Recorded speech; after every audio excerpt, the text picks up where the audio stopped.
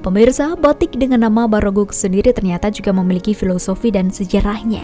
Nah, berikut sejarah dibalik nama batik Baronggong. Baronggong itu namanya, artinya itu barong itu kan motif batik, Pak.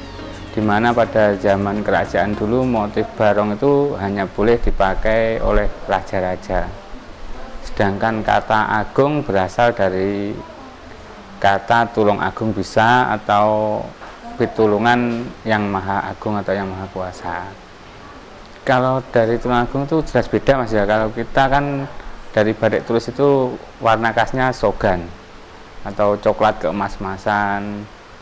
Terus kalau warna lain ada ungu, biru gitu.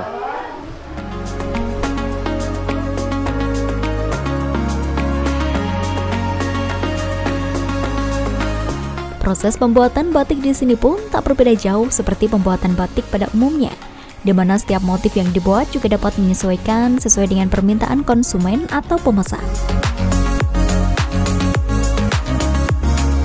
Kalau batik tulis itu awalnya ya mori selembar kain putih, terus kedua dipola, terus dicanting, terus itu diwarna atau ditemboki, lalu ditemboki, habis itu diwarna lagi sesuai yang kita inginkan, terus akhirnya dilorot jadi. Kalau cap itu kan juga hampir sama, Mas, mori selembar mori putih, terus dicap pakai alat itu tembaga, habis itu diwarna, warna yang diinginkan itu ditutup, lalu diwarna lagi sampai berapa kali juga bisa, habis itu dilorot jadi. Kalau yang printing itu atau sablon kan mori panjang gitu, ada alat cetaknya namanya pelangkan. Itu nanti tergantung berapa motif, berapa warna, tergantung. Paling tidak ya 3 warna bisa. Tapi kalau yang printing itu kendalanya terpengaruh dengan cuaca. Kalau hujan kita tidak bisa produksi.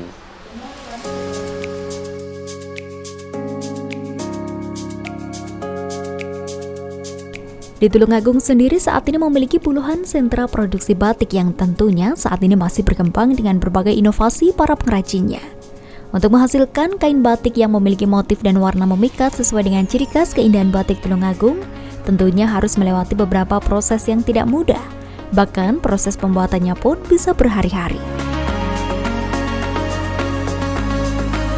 Kalau batik tulis itu satu kain itu bisa 1 minggu, ada yang 2 minggu, bahkan ada yang 1 bulan lebih, Mas. Tergantung tingkat kesulitan, motif, warna gitu.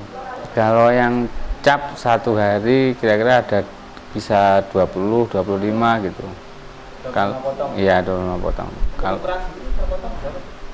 2,5 meter, ada yang 2/4.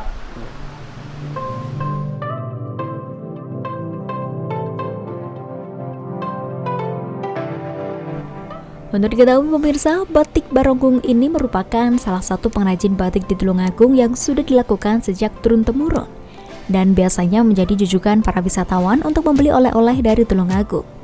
Maka tak heran jika permintaan setiap harinya selalu meningkat. Selain itu, harga yang dipatok juga disesuaikan dengan permintaan konsumen mulai dari 90.000 hingga ratusan ribu rupiah.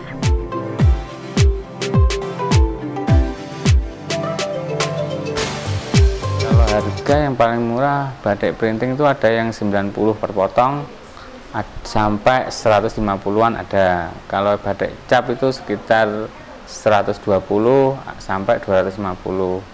Kalau yang batik tulis ada yang seharga 500-an sampai ada yang sekitar 5 juta gitu ada, tergantung motifnya nanti.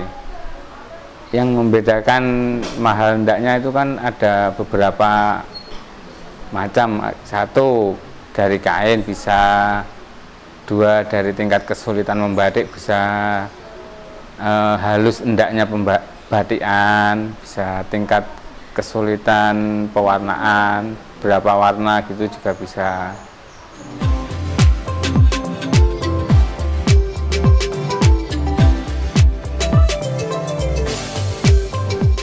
Meskipun di tengah pandemi, pemasaran batik saat ini menurun sekitar 50%. namun tak mengurangi semangat para pengrajin untuk bisa mempertahankan kearifan lokal dengan selalu berinovasi dan membuat motif-motif baru untuk menarik konsumen.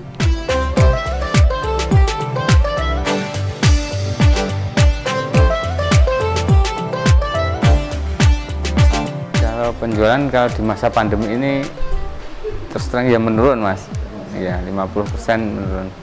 Soalnya kadang-kadang kan 1 bulan tuh kan kita ikut event pameran lewat dinas-dinas gitu. Hampir 1 tahun ini tidak ada pameran sama sekali. Kalau sebelum pandemi ya instansi banyak, terus seragam-seragam sekolah gitu juga banyak.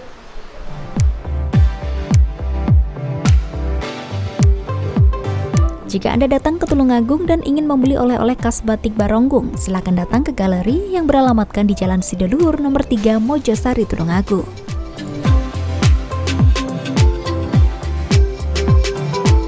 Pemerintah Kabupaten Tulungagung berupaya untuk mendukung industri batik ini sendiri dengan memfasilitasi para pengusaha sekaligus pengrajin batik sesuai dengan apa yang mereka butuhkan, baik dari sisi pelatihan sampai dengan pemasaran. Secara bergantian, para pengusaha batik ini kami ikutkan dalam event-event expo ataupun pameran, baik yang diadakan di Tulungagung sendiri ataupun di luar wilayah Tulungagung. Tujuannya adalah salah satunya untuk membantu pemasaran dari batik-batik tersebut dan lebih umum lagi untuk memperkenalkan kerajinan batik Tulungagung secara lebih luas. Dalam masa pandemi COVID-19 ini, industri batik termasuk sektor yang bertahan, sehingga itu pula menjadikan batik menjadi salah satu sektor yang menopang dari pertumbuhan ekonomi di Kabupaten Tulungagung. Sebagian besar usaha batik di Kabupaten Tulungagung ini sudah turun-menurun sampai dengan generasi yang sekarang. Tentu saja dengan generasi penerus ini diharapkan mampu berinovasi baik dari sisi produksi maupun pemasaran. Apalagi sekarang sudah ditunjang dari teknologi yang memungkinkan pemasaran melalui platform digital, sehingga tidak lagi mengandalkan pemasaran melalui sistem konvensional. Kedepannya, batik Tulungagung akan semakin dikenal, baik di tingkat regional, nasional, ataupun internasional.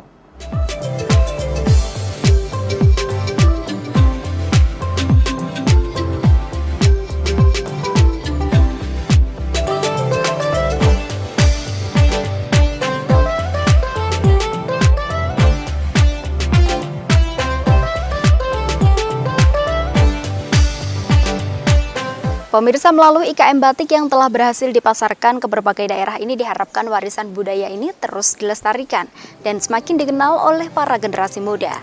Saya Devi Ade, terima kasih atas kebersamaan Anda, sampai jumpa dan salam CTV.